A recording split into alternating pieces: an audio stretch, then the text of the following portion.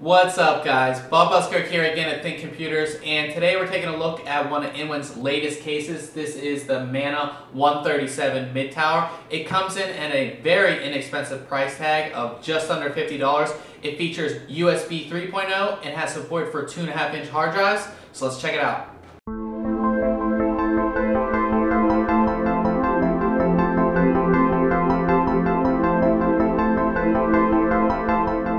Taking a look at the case itself, it does have a pretty plain look. It's all black. That's the only color that it comes in right now. They haven't done a lot. They've changed the front a little bit to give it a little different futuristic look. We'll start at the front here. And right up top here, you have a single USB 2.0 port. You have your microphone and headphone jacks right there. And then you have two USB 3.0 ports. You have these three 5.25-inch bays. And they actually, the way the front of this is designed, if I can take one out here, you can see that it's designed to be pointed out, so it gives the front that weird look that it has.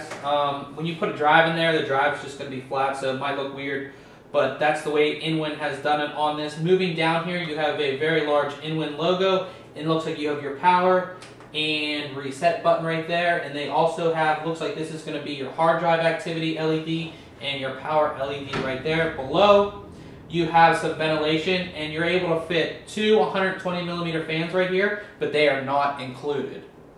The side of the case here is pretty plain. You do have a little Inwin logo right here, and then you have a large ventilated section right here. In this large ventilated section, you can fit two 120mm fans, but again, they are not included. On the back of the case, you have the only fan that is included. It is a 120mm exhaust fan.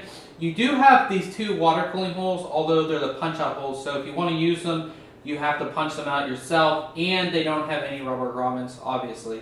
You have your expansion slots right here, and then obviously your power supply is going to be mounted at the bottom. Inwin has gone away from their toolless latch design on the side panels. Now they're using thumb screws, which are pretty easy to use, but I did like the toolless system they were using before. At the top of the case here, you have another Inwin logo and then another large ventilated section. It again can fit two 120mm fans, but they are not included. Taking a look inside, upon first inspection, there's one thing that I don't like.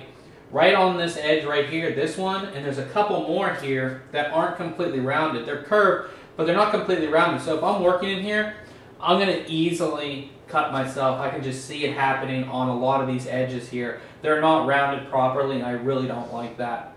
But getting back to everything, you have support for three 5.25-inch optical drives, and they use this tool system, which should be pretty simple to use. I'm not a fan of a lot of tool systems, but I'll see how well these work once I get into the review.